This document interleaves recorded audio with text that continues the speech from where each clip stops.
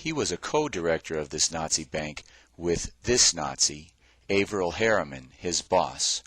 Prescott Bush was also a full partner in Brown Brothers Harriman. They were the closest of business associates. Remember the trial of E. Howard Hunt, where the jury found Hunt guilty of the murder of President Kennedy?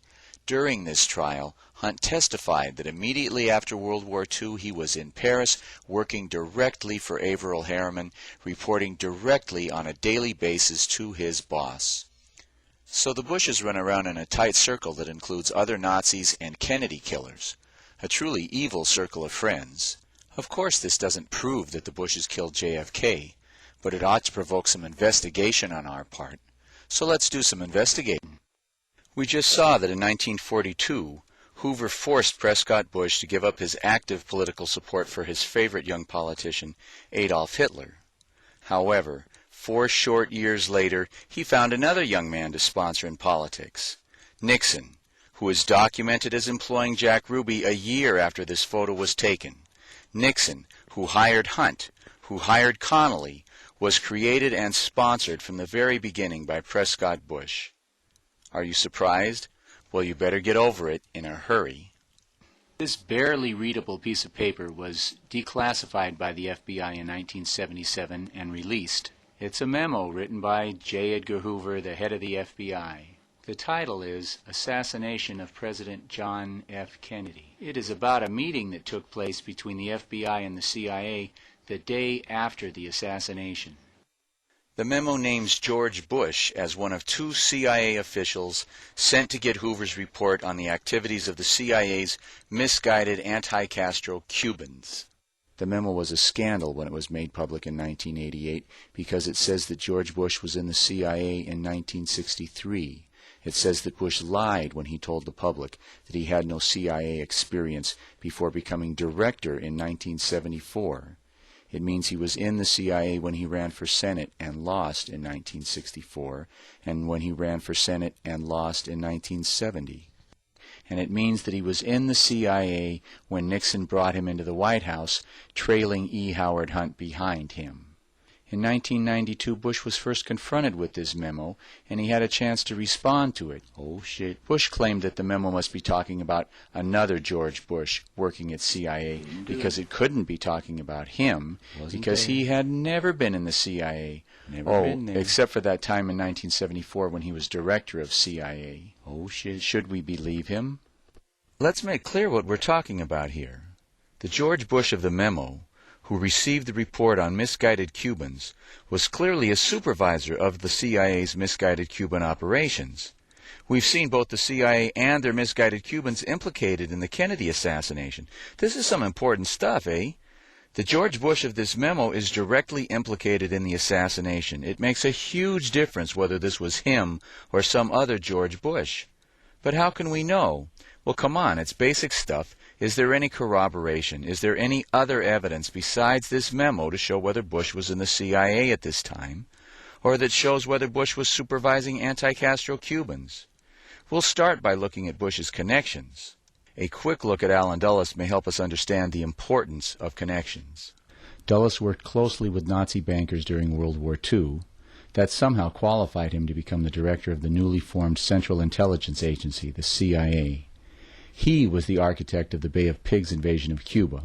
When he launched the invasion against Kennedy's orders, of course Kennedy fired him. So thinking people were shocked when he was virtually put in charge of the investigation, the Warren Commission, because he was the prime suspect as the leader of the assassins. But he had been fired. He was no longer the head of the CIA. How could he lead anything? Because the organizing principle in secret work is that you trust only the people you know personally and are connected to personally. The CIA is not so much an organization as a community, so that it hardly mattered that Kennedy fired Dulles. The men loyal to Dulles, who knew him and trusted in him, continued to trust and obey.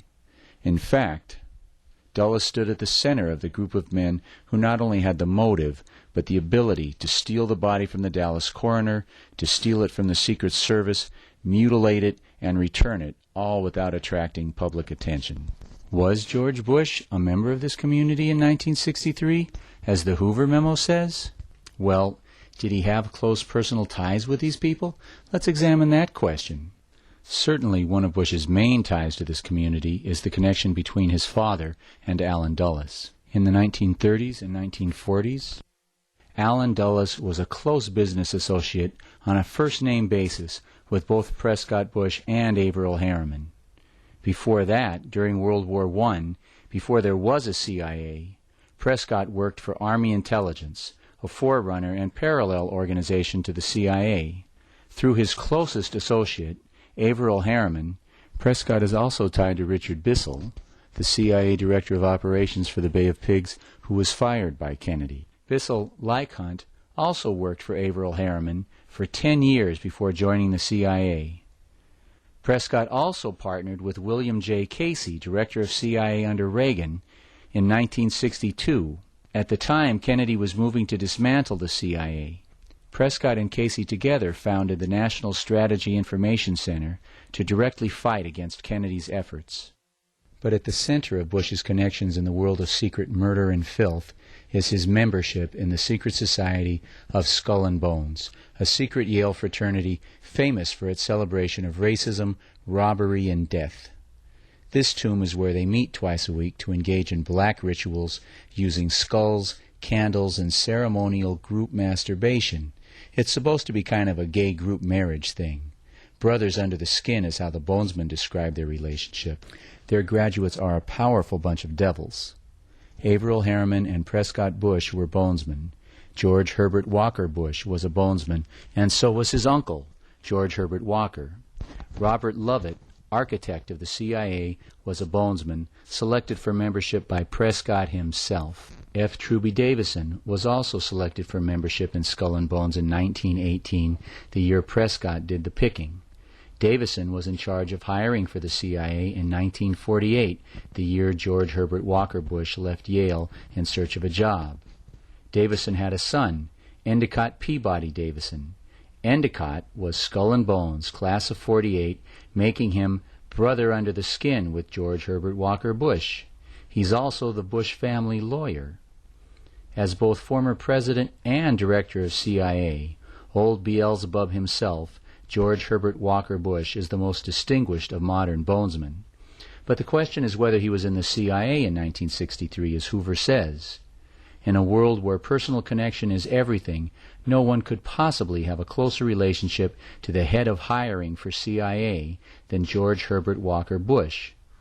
Bush's first job on leaving Skull and Bones was to work for Neil Mallon, brother under the skin to Prescott, class of '18. In a letter to White House aide C.D. Jackson, dated March 26, 1953, the now Senator Prescott Bush described Neil Mallon as a very old and dear friend. I might say that Neil Mallon is well known to Allen Dulles and has tried to be helpful to him in the CIA, especially in the procurement of individuals to serve in that important agency. So George went directly from Skull and Bones. He went directly from being a brother under the skin to the son of the director of hiring for CIA to working for a recruiter for the CIA. You could not ask for more powerful evidence that Bush was in the CIA when Hoover said he was. But you can get it. This letter records a meeting between Prescott Bush, George's CIA-promoting father, Neil Mallon, the CIA recruiter, and Allen Dulles, the head of CIA, to discuss, quote, our pilot project in the Caribbean, unquote. In 1959, the year that Allen Dulles began planning the CIA invasion of Cuba at the Bay of Pigs, Bush began his independent business career as the sole owner of Zapata Offshore Oil. Zapata Offshore's oil rigs just happened to be positioned right in the middle of CIA operations in the area 30 miles north of Cuba near Cay Sal, an island used by the CIA for supplying the various terrorist raids of Operation 40, Operation Mongoose, Alpha 66, and the rest of these murders against Cuba. The assassins of Operation 40 were supervised by E. Howard Hunt. Hunt was also a supervisor of the Bay of Pigs invasion. The secret code name for the Bay of Pigs invasion was Operation Zapata.